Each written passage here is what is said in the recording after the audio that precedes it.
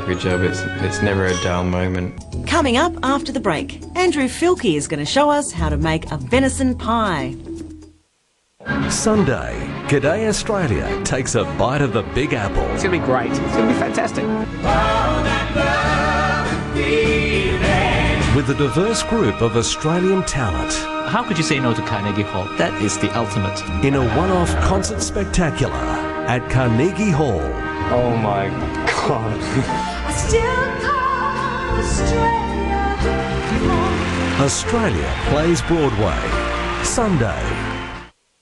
What would life be like in Australia? They threw me in a theater. Meet 28-year-old Asari from Indonesia. Hello. She's about to be thrown in the deep end. Scary.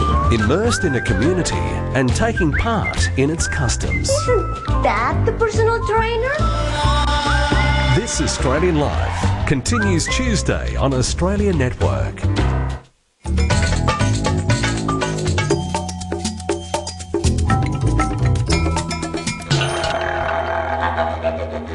Well, deer's been hunted by man for thousands of years, but in more recent history, it's been the preserve of the royals and the rich in countries like England and France.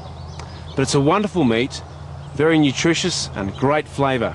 And the meat's called venison, but these days it's available for you and me as it's farmed in so many places around Australia. The deer industry started off in Australia from what happened in New Zealand around about 25 years ago. We were one of the pioneers of the industry. We were actually capturing live deer out of the bush. There were feral herds here in South Australia, and this helped start the herds up in the various farms that are now here in South Australia. It's gradually progressed since then, and we also have a byproduct that is quite valuable as far as deer is concerned, and that's the deer antler when it's in its growing stage, which we call velvet.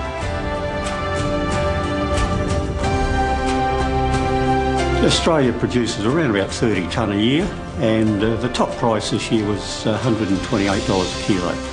A good red stag will produce around about 4 to 5 kilos per annum, and an elk bull will produce anything up to 10.